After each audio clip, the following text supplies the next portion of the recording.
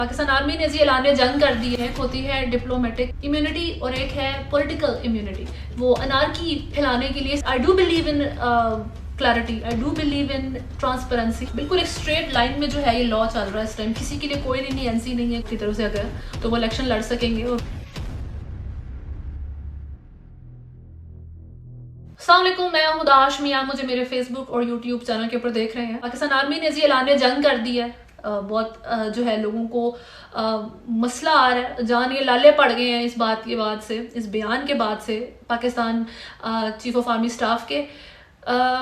पाकिस्तान के एक बहुत बड़े जर्नलिस्ट हैं, उनके बारे में एक बहुत अहम खबर है, वो भी शेयर करनी है मैंने। लेकिन उस सारी चीज़ से पहले अगर आपने चैनल को फॉलो नहीं किया हुआ तो अभी सब्सक्राइब करें, वीडियो को लाइक करें और आगे शेयर ज़रूर करें। इमरान खान ने एक और केस कर दिया है लाहौर हाई कोर्ट में। उन्होंने जो इलेक्शन कमीशन ने तोशाखाना केस में इमरान खान को 5 साल के लिए नाअहल करार दिया था, उसके लिए उन्होंने कहा है जी कि ये जल्दबाजी में इलेक्शन कमीशन ने सिर्फ इसलिए कि इमरान खान इलेक्शन में हिस्सा ना ले सकें एक गैर कानूनी कदम उठाया था। और इसको लेके लाहौर हाई कोर्ट को वो रुजू कर रहे हैं और वो चाह रहे हैं कि वो इस इकदाम को इलेक्शन कमीशन के कलादम करार दें, डिसमिस कर दें। इलेक्शंस आ रहे हैं। इमरान खान ने फर्दर ये भी ऐड किया है कि 8 फरवरी 2024 की जो डेट इलेक्शन कमीशन ने सुप्रीम कोर्ट को ऑफिशियली सबमिट करवा दी है, उसकी वजह से जी मैं इलेक्शन लड़ना चाह रहा हूँ ऑब्वियसली। और मुझे जो है जब तक इसका फैसला नहीं आ जाता कोर्ट में, इस की जो मेरी नाअहली है इसको आप मुअत्तल कर दें। यानी कि इसका मतलब यही है कि इस नोटिफिकेशन को जब वो मुअत्तल कर दिया जाएगा लाहौर हाई कोर्ट की तरफ से अगर, तो वो इलेक्शन लड़ सकेंगे। और उन्होंने इस वक्त जो भी वो कर सकते हैं कि वो इलेक्शन में पार्ट लें, वो इसलिए कर रहे हैं। साथ साथ एक बुरी जमानत की भी आज समाअत थी इमरान खान साहब की, लेकिन उसमें एक अजीब सी चीज़ ये हुई कि जो लतीफ़ खोसा है उनके लॉयर, वो आए नहीं। सिंस वो नहीं आए तो समाअत ही नहीं हुई, वो 11 दिसंबर तक मुलतवी कर दी है। अब मुझे ये एक बात समझ नहीं आई, आप भी इससे एग्री करेंगे, जो कोर्ट प्रोसीडिंग्स होती हैं चाहे वो किसी भी लेवल की हो, जब कोई भी पार्टी, खासतौर पर जो पिटिशनर होता है, वो अगर किसी चीज़ को डिले कर रहा है तो इसका मतलब इंपॉर्टेंट टाइम्स के ऊपर, तो इसका मतलब 2 होते हैं मोस्ट प्रोबेबली।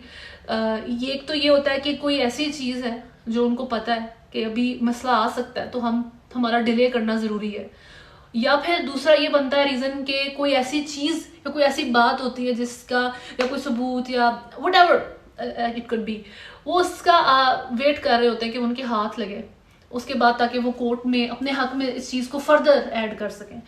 तो ये 2 चीज़ें होती हैं जिसकी वजह से एक बंदा, कोई भी जो केस होता है, लॉयर होता है, वो इस किस्म की हरकत होती है। लेकिन लतीफ़ खोसा साहब पहले भी मेरा ख्याल है एक हियरिंग में एब्सेंट थे, I am not sure, but एक हियरिंग में वो लेट बहुत थे।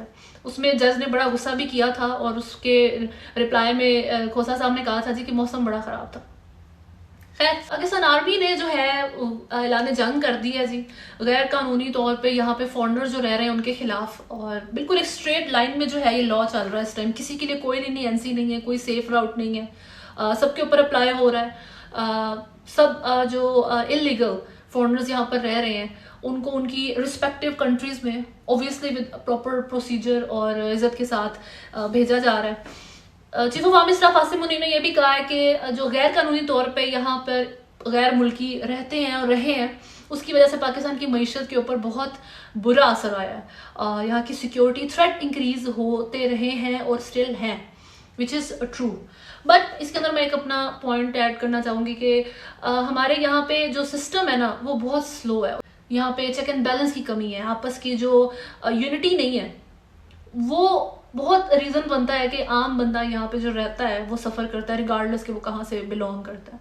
अभी पाकिस्तान में 40-50 साल पुराने जो अफगान रेफ्यूजीज कुछ रह रहे थे उनको अफगानिस्तान भेजा गया है, और उनमें कुछ ऐसे भी थे जो ये ट्राई करते रहे कि वो लीगल डॉक्यूमेंटेशन उनको मिल जाए पाकिस्तान की, लेकिन नहीं मिल सकी। वही बात कि चेक एंड बैलेंस नहीं है, लेजीनेस है, और ये सिर्फ गैर मुल्कियों तक नहीं रुकता, इससे पाकिस्तानी भी गुजरते हैं।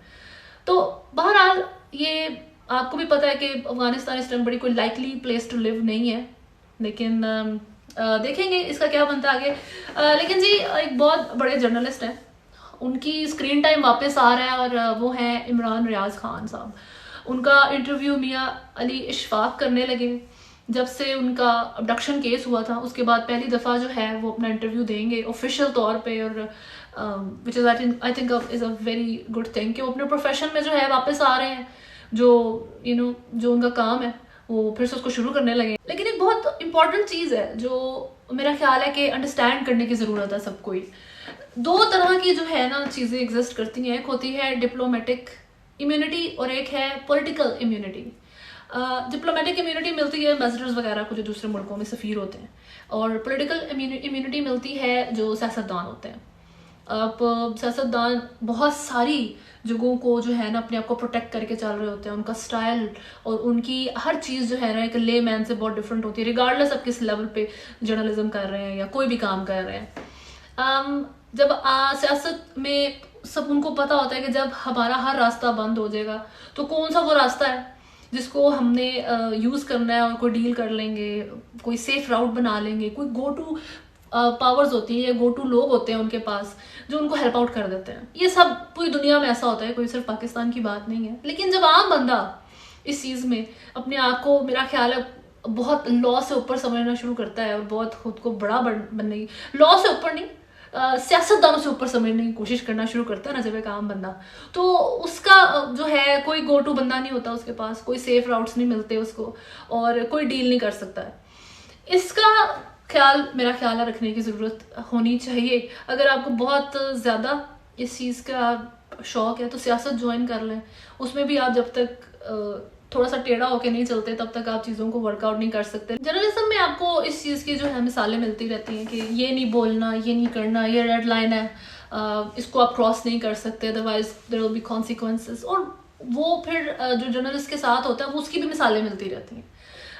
इसमें किसी के ऊपर पॉइंट नहीं है, इसमें बात यह है कि जो पॉलिटिशियंस हैं जब अपने साथ आप लोगों को मर्ज करते हैं, मिलाते हैं और उनको ऑब्वियसली आप सिक्योरिटी इंश्योर कर रहे होते हैं उनसे सारा टाइम काम लेते हुए, वो वाली सिक्योरिटी जो आप नहीं प्रोवाइड कर सकते आपको भी पता है, तो ये एक ले मैन को अंडरस्टैंड करने की ज़रूरत है कि आगे से वो मुझे नहीं मिलनी तो मैंने किस तरीके से जो है ना मूव करना है।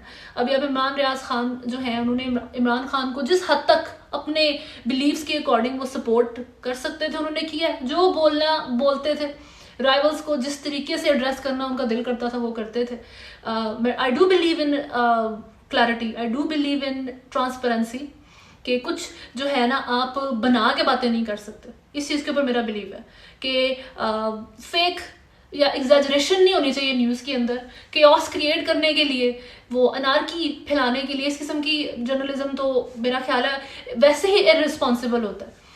चीज़ को जैसे है उस तरीके से आप एड्रेस करें, उस तरीके से रिपोर्ट करें, लेकिन आप उसका रिजल्ट ये देखें कि इमरान रियाज खान को आप देख रहे हैं कि उनकी पर्सनैलिटी सो फार आपको बड़ी जो है चेंज लगती है। और जो इमरान खान है वो सियासतदान है, जेल के अंदर है, लेकिन स्टिल सेफ राउट्स एक्सेप्ट नहीं करते आप, वो एक अलग चीज़ है, लेकिन सियासतदानों को वो मिल रहे होते हैं। अभी जो बलोचिस्तान का कैच डिस्ट्रिक्ट है उधर बहुत एक इंसिडेंट हुआ है जिसकी वजह से प्रोटेस्ट चल रहे हैं, बड़े अनप्रेसिडेंटेड किस्म के प्रोटेस्ट हैं।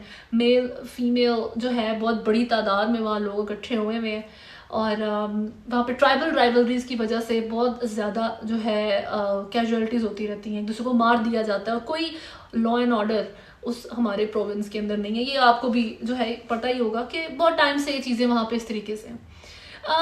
इसके ऊपर अब मेरा ख्याल है टाइम है कि इसके ऊपर काम किया जाए, कंसिडरिंग के इंडिया में इस टाइम कश्मीर की जिस तरह उन्होंने सीट्स जो हैं हमारे आज़ाद कश्मीर की उन्होंने सीट्स रिजर्व करके रख दी हैं 24, कि जब हम पाकिस्तान से वो उनका एरिया ले लेंगे तब हम इन सीट्स के ऊपर लड़ेंगे, which is I think a big thing to do. ऐसा केस जो आपको पता है कि यूएन में ये केस इस टाइम जो है पाकिस्तान ने इसका दायर किया हुआ है, इस टाइम इसके ऊपर बात होती रहती है, पाकिस्तान का एरिया उसके बारे में इंडिया जो है सीट्स रिजर्व कर रहा है प्रॉपर तरीके से। मेरा ख्याल है उन्होंने सिग्नल दे दिया है कि this belongs to us and we are gonna take it from you.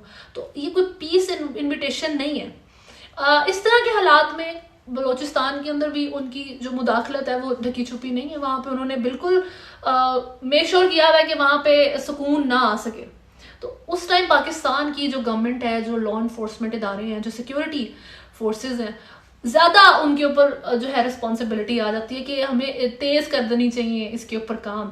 PMLN के सेक्रेटरी जनरल एहसन इकबाल हैं, उन्होंने कहा है कि बलूचिस्तान में क्रिटिकल जो है सिचुएशन है, वहाँ की development is equal to Pakistan development, तो वहाँ पे बहुत ज़रूरी है काम करना। और उन्होंने ये कहा है कि जी PMLN ही वो जमात है जो इस चीज़ को इंश्योर कर सकती है। इलेक्शन से पहले तो इस तरह की बहुत सारी स्टेटमेंट्स आपको बहुत तरफ से सुनने को मिलेंगी, लेकिन प्रैक्टिकल लिहाज से किस किस ने कितना काम किया है अभी तक इतने सालों में, वो आप सबको भी पता है। लेकिन फ्यूचर के लिहाज से the only thing we can do is hope. अभी तक न्यूज़ में इतना ही है। नेक्स्ट वीडियो तक अपना ख्याल रखें। अल्लाह हाफ़िज़।